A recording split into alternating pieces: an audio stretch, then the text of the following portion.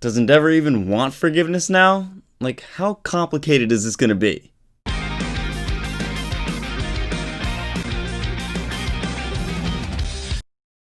What's up guys, it's Truth Hero, and welcome back to another My Hero Academia chapter review. So Boku no Hero Academia chapter 252 of the manga. We'll be discussing everything from Endeavor's now very complicated path to forgiveness, and his future as a hero, as well as why Bakugo's hero name could reveal so much more about the story of My Hero Academia than just his heroic persona.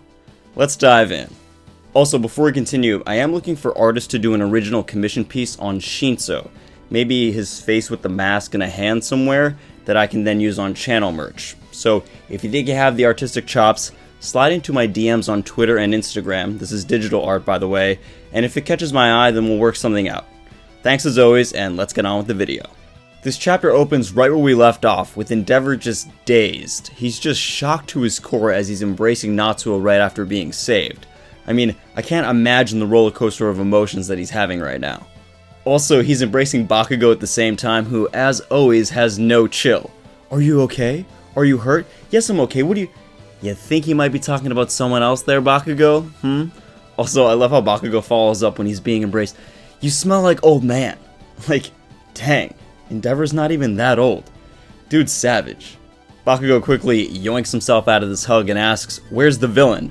Whose quirk is actually confirmed to be the ability to manipulate road lines and markers. Which, if you ask me, lame. But at least Touya Todoroki successfully apprehends this criminal by freezing him in a wall of ice. Pretty impressive. However, this manga panel shows Shoto with his left side covered in ice, with that wall of ice clearly coming off the left side of his body and his left arm. We've always seen Shoto use his left arm for heat and fire. So does this mean that Shoto has somehow found the ability to use heat and cold from both sides of his body, or even at the same time? Bakugo asks Deku, how are the extras? And then it goes on to ask Endeavor some interesting things given the whole family dynamic here. Remind me, Endeavor, of what you said during the start of this internship.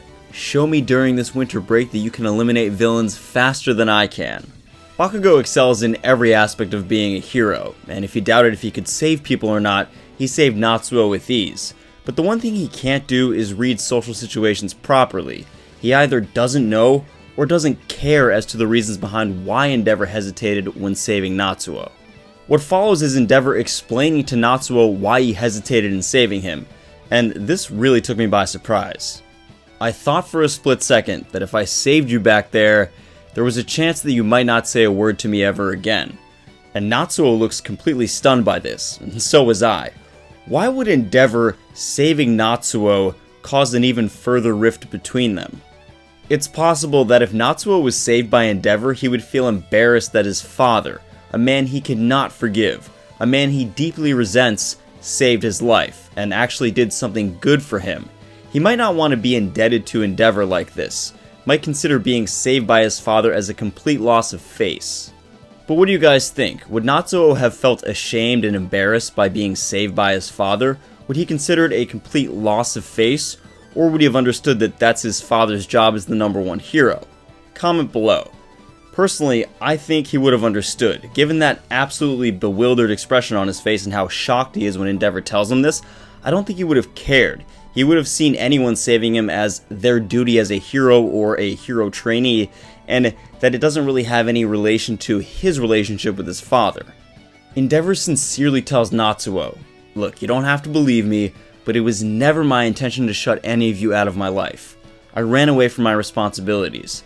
I ran away from Toya. I ran away from the fact that I killed Toya. Lots to unpack here, guys. Ran away from his responsibility is such a great way to put this, and I'm really glad that Horikoshi put these exact words in Endeavor's mouth. Yes, of course there was physical and mental abuse in the Todoroki household, no questioning that. But I think the real reason why Endeavor was such a bad father, it just boils down to one simple thing. He neglected his family. He neglected his duties as a father. He only focused on being the #1 hero, or raising Shoto to surpass him and be that. And all the other children were either shunned or shut out because they lacked the capabilities or quirks to do that. He only focused on his goal. He also neglected his duty and responsibility to just be a good husband to Rei and simply take care of his family, do everyday things a dad would do. How often did Endeavor eat with his family? And I know Fuyumi's a great cook, trust me, wifey material, but how long has she been cooking for her siblings? Something tells me that Fuyumi had to grow up way too fast and sacrifice part of her childhood when Endeavor sent Rei away. She had to assume the role of the mother in the Todoroki household. Although Endeavor never physically or mentally did anything to Fuyumi, he neglected her. He neglected her childhood aspirations, her dreams, in forcing her to take over for the mother after he sent Rei away. Now, I'm not saying that kids can't help their parents cook or do chores or take care of their siblings. In fact, I encourage it. But they should never be forced to. And this wasn't some tragedy where Rei died and the siblings needed to step up and help Endeavor. That's not what happened. He sent Rei away. And because of that, he neglected Fuyumi's wishes and all the siblings. There we have a problem. Secondly, we have Endeavor confirming, "I killed Touya, and I ran away from this fact." How did Endeavor kill Touya? Because we know it wasn't just straight up murder. We know it was out of neglect. Otherwise, this dude would be in jail because Natsuo would definitely not let that go. Natsuo also confirms something very key to Touya Todoroki and Dabi. It wasn't that Touya was slowly driven away from his family. Natsuo says, "Ever since that day I've been hearing Toya's voice in my head," meaning there was a single day, a single moment where the person known as Touya Todoroki ceased to exist, and possibly when the villain Dabi was born. My question to you is, how did Endeavor kill Touya Todoroki? Or at least, what happened on that fateful day when Touya Todoroki left his family forever and Endeavor shouldered all that blame? Comment below. Stay tuned until the end of the video for a discussion on Touya Todoroki, because we keep talking about how he died, and I want to make sense of this given the whole Dabi is Touya Todoroki theory. Endeavor then tells Natsuo something I never saw coming. "Natsuo, I'm not looking for your forgiveness." What? Time out for a second. Now you don't want Natsuo's forgiveness? He just wants to make up for what he's done to his family. How do you guys feel about this? How do you feel about the fact that Natsuo might have to be the one to actually show effort here in forgiving his father and changing and sort of being open-minded? Is this a total cop-out by Endeavor? Is he just giving up? Or does Endeavor feel like he really has no way to gain Natsuo's forgiveness and he's out of options? The Roadline villain Ending interrupts this moment with his ridiculous demands. The police come, and then we find out a little bit more about Trigger and how, although its supply has decreased on the market as of late, there's still some around. I think Trigger has the ability to come back into the story of My Hero Academia in a big way. If you're not reading Vigilantes or you're not familiar with the series, it's pretty much the catalyst of the entire plot, so it's huge there. But given that there's something the Paranormal Liberation Front is planning in 4 months, I think Trigger could be essential to the story. What if everyone working under Shigaraki uses Trigger, except they find a way to control it so there's no side effects? I mean, Shigaraki with an army, with a new power, and they all have boosted quirks? That sounds like a great finale to me. Finally, we get a clue to Endeavor's fate here. His chauffeur says, "Wow, this is the second time you've been targeted, Endeavor. Why is all this darkness persisting?" And Endeavor thinks back to the glass villain and how it's kind of random, and says, "That light won't be going out anytime soon." Why are villains coming after the #1 hero? Is that simply par for the course with that position? Or is there something else going on here?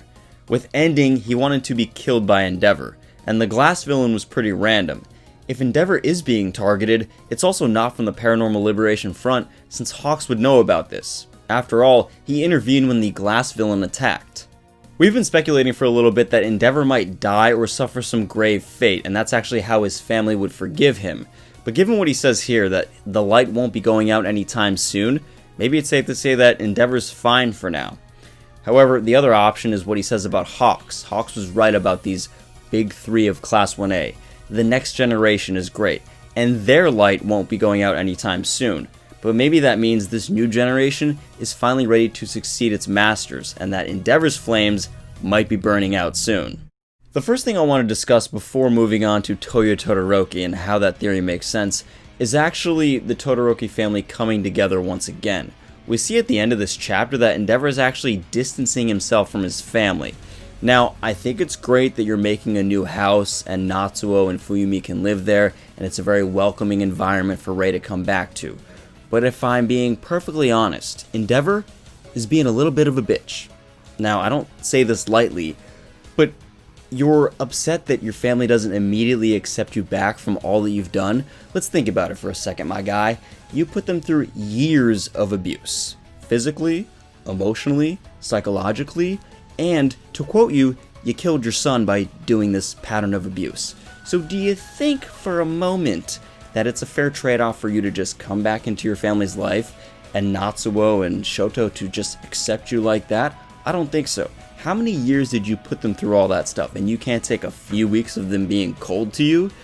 The tragic thing here is that Endeavor's finally giving up and he's distancing himself and he just wants to do right, but he's not really seeking forgiveness anymore, and he doesn't even realize that Natsuo has been thinking a lot about this, and Shoto is coming around as well, and Fuyumi's already on his side. All you really need is Rei. Now, I'm not sure how that's going to go down, because we do know that Endeavor was writing her letters and giving her flowers, and their relationship, it's not over. She's been in the hospital and he's been in contact with her, but as far as I know, they were never divorced or formally separated. It's not over. There's still something there. If what I predict comes to pass, that his mom, Rei, will come back to the house, she'll live with Fuyumi and Natsuo, and she'll actually be the one to get Natsuo to come around, and maybe even Shoto. Now, I hope Horikoshi does this right. I hope Rei doesn't just forgive Endeavor, because that would not be cool. Endeavor needs to pay his dues as well. But seriously, Endeavor, get it together, okay? You've had all these years of neglecting your family, and when they shove you off and give you the little cold shoulder from their ice quirks, you just give up? Get it together, man. Now let's talk about Touya Todoroki. Now, disclaimer, I am completely sold on the Dabi is Touya Todoroki theory. I mean, it's my most viewed video. I accept it. And I even like the theory that Touya Todoroki was killed or died and then was Phoenix reborn as the villain Dabi. I love it. But there's a problem. I know this theory makes sense from Touya's perspective, from a villain's perspective, but it doesn't make sense from the Todoroki family perspective. How does this work? Endeavor says that he killed Touya, right? And we're assuming that it's not just a cold-blooded murder, right? Because he'd be in jail. Natsuo said that he killed him because he neglected him. So let's play this out. One day, Endeavor is abusing Touya Todoroki. He has enough. He runs out of the house, he runs away, and he's crossing a busy street and he's hit by a truck. He dies. Or he's teleported into another world, because that's how trucks work in anime. Doesn't matter. The Todoroki family then has a funeral. They have Touya Todoroki's body and they bury it. Or they cremate it. But regardless, they know he's physically dead. Therefore, Touya Todoroki can't be Dabi. So that's why I think it's the other possibility. Touya Todoroki is driven out of the household, he runs away, and they can never find him, so they assume he's dead. But here's the problem with that. If you're the number 2 hero, why would you assume your child is dead? I get Endeavor's a horrible father, right? But any parent would keep hope alive in their heart. You know, Touya runs out of the house, they can't find him. You're the number 2 hero. Wouldn't you be searching for him the entire time? It doesn't make sense. And then why tell Natsuo and the rest of the family that Touya is dead? Wouldn't you say that, hey, he's gone, we lost him, he ran away, maybe he joined a villain organization and we don't know his whereabouts, but we know he's gone down a dark path? It doesn't make sense. What I think happened here, Endeavor is lying about what he said to Natsuo and the rest of his family. He said that Touya Todoroki died and that I'm responsible for it because I neglected him. He made up some story so that Natsuo and the family don't realize what actually happened to Touya, which what I believe is that Touya Todoroki was driven out of the household and he joined villains. Now Endeavor can't find him, or he knows that he messed up so great that he could never tell his family about this. It's the only thing that makes sense. Endeavor keeps saying that I killed Touya Todoroki, and Natsuo believes this. Everyone believes this.